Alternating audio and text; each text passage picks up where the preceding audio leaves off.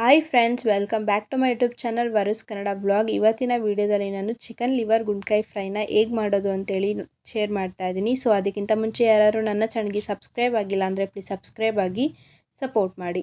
Liver ಗುಂಡ್ಕಾಯಿ fry ಮಾಡೋದಕ್ಕೆ ನಾನಿಲ್ಲಿ liver ಗುಂಡ್ಕಾಯಿನ ತೊಗೊಂಡಿದ್ದೀನಿ. ಹಾಗೆ ಎಣ್ಣೆ, ಈರುಳ್ಳಿ, ರುಚಿಗೆ ಉಪ್ಪು, ಹಾಗೆ ಮೆಣಸಿನ ಪುಡಿ, ಜೊತೆಗೆ ಅರ್ಧ ಹೋಳಷ್ಟು ನಿಂಬೆಹಣ್ಣು, ಶುಂಠಿ ಬೆಳ್ಳುಳ್ಳಿನ ತೊಗೊಂಡಿದ್ದೀನಿ, ತುರಿದಿಟ್ಕೊಂಡಿದ್ದೀನಿ.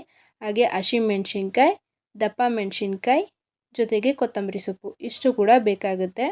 ಫಸ್ಟು ಒಂದು ಪಾತ್ರೆಗೆ ನೀರಿಟ್ಕೊಳ್ಬೇಕು. ನೀರನ್ನ ಚೆನ್ನಾಗಿ ಕುದಿಸ್ಕೊಳ್ಬೇಕಾಗುತ್ತೆ. ನೀರು ಚೆನ್ನಾಗಿ ಕುದಿ ಬಂದಿದ ನಂತರ ಇದಕ್ಕೇ ಲಿವರ್ ಗುಂಡ್ಕಾಯಿ ಏನಿದೆ ಅದನ್ನು ಹಾಕ್ಕೊಳ್ಬೇಕು. ಚೆನ್ನಾಗಿ ವಾಶ್ ಮಾಡಿ ಹಾಕ್ಕೊಳ್ಬೇಕಾಗುತ್ತೆ. ಚೆನ್ನಾಗಿ ಇದನ್ನು ಬೇಯೋದಕ್ಕೆ ಅಂತ ಬಿಡಬೇಕು. ಸೊ ಇವಾಗಲೇ ಇದಕ್ಕೆ ರುಚಿಗೆ ಎಷ್ಟು ಉಪ್ಪು ಬೇಕೋ ಅಷ್ಟು ಉಪ್ಪನ್ನ ಸೇರಿಸ್ಕೊಳ್ತಾ ಇದ್ದೀನಿ. ಏನಕ್ಕಂದರೆ ಅದು ಚಿಕನ್ ಲಿವರ್ ಗುಂಡ್ಕಾಯಿಗೆ ಹಿಡಿಬೇಕಾಗಿರೋದ್ರಿಂದ ಫಸ್ಟೇ ಉಪ್ಪನ್ನ ಹಾಕ್ಕೊಂಡು ಚೆನ್ನಾಗಿ ಬೇಯಿಸ್ಕೊಳ್ಬೇಕಾಗುತ್ತೆ. ಇನ್ನು ಪ್ರತಿಯೊಂದು ಆಹಾರದಲ್ಲೂ ನಮಗೆ ಒಂದಲ್ಲ ಒಂದು ಬೆನಿಫಿಟ್ ಇರುತ್ತೆ. ಆದರೆ ಯಾವುದು ಕೂಡ ಅತಿಯಾಗಿರಬಾರ್ದು, ಎಲ್ಲವೂ ಕೂಡ ಮಿತಿಯಾಗಿರಬೇಕು. ಹಾಗೆ ಚಿಕನ್ ಲಿವರ್ ಗುಂಡ್ಕಾಯಿಂದ ಕೂಡ ಕೆಲವು ಬೆನಿಫಿಟ್ ಇದೆ. ಚಿಕನ್ ಲಿವರ್ ರಕ್ತಹೀನತೆಯಿಂದ ಇದು ರಕ್ಷಿಸುತ್ತೆ.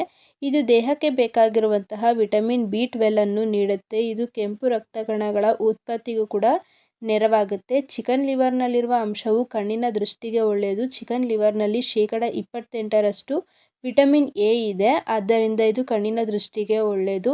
ಇನ್ನು ಚಿಕನ್ ಲಿವರ್ನಿಂದ ಹಲ್ಲುಗಳು ಹಾಗೂ ಮೂಳೆಗಳ ಗುಣಮಟ್ಟ ಕೂಡ ಕಾಪಾಡ್ಬೋದು. ಒಂದು ಚಿಕನ್ ಲಿವರ್ನಲ್ಲಿ 40% ಪ್ರಾಸ್ಪರಸ್ ಇದೆ. ಕೇವಲ ಪ್ರಾಸ್ಪರಸ್ ಮಾತ್ರ ಹಲ್ಲುಗಳ ಹಾಗೂ ಮೂಳೆಗಳ ಬೆಳವಣಿಗೆಗೆ ಸಾಧ್ಯವಿಲ್ಲವೆಂದು ನಮಗೆ ಗೊತ್ತು.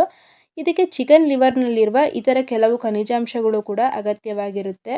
ಸೊ ಇವಾಗ ಚಿಕನ್ ಲಿವರ್ ಗುಂಡ್ಕಾಯಿ ಚೆನ್ನಾಗಿ ಬೆಂದಿದೆ. ಈ ರೀತಿಯಾಗಿ ಎಣ್ಣೆ ಬಿಟ್ಟಿದ್ರೆ ಅದು ಚೆನ್ನಾಗಿ ಬೆಂದಿದೆ ಅಂತ. ಇವಾಗ ಒಂದು ಕಡೆ ಶೋಧಿಸ್ಕೊಳ್ಬೇಕು. ಹಾಗೆ ಸಪ್ರೇಟಾಗಿ ಒಂದು ಪ್ಯಾನಿಗೆ ಎಣ್ಣೆನ ಹಾಕ್ಕೊಳ್ಬೇಕು. ಎಣ್ಣೆಗೆ ಸ್ವಲ್ಪ ಕಾದಿದ ನಂತರ ಅದಕ್ಕೇ ಹಸಿಮೆಣ್ಸಿನ್ಕಾಯಿ ಹಾಗೆ ಈರುಳ್ಳಿ ಕೂಡ ಹಾಕ್ಕೊಳ್ತಾ ಇದ್ದೀನಿ.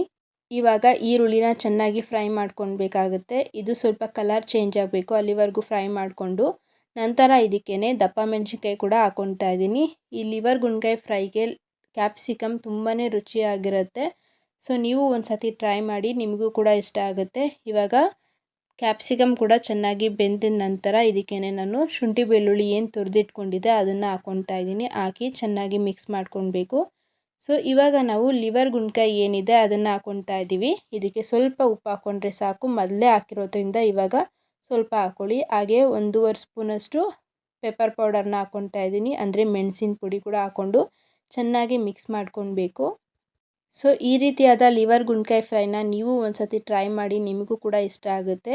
ಇದು ಯಾವುದಾದ್ರೂ ಸಾಂಬಾರಿಗೆ ಸೈಡ್ಸ್ ಆಗಿ ನೀವು ತಿನ್ಬೋದು, ಇಲ್ಲ ಹಾಗೆ ಕೂಡ ತಿನ್ಬೋದು. ತುಂಬಾ ರುಚಿಯಾಗಿರುತ್ತೆ.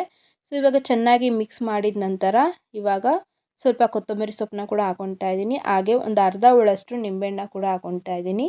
ಇದಕ್ಕೆ ನಿಂಬೆಹಣ್ಣು ಹಾಕಿದ್ರೂ ಕೂಡ ತುಂಬಾ ಚೆನ್ನಾಗಿರುತ್ತೆ. ಸೊ ಹಾಕಿ ಇವಾಗ ಚೆನ್ನಾಗಿ ಇದನ್ನು ಮಿಕ್ಸ್ ಮಾಡ್ಕೊಳ್ಬೇಕು.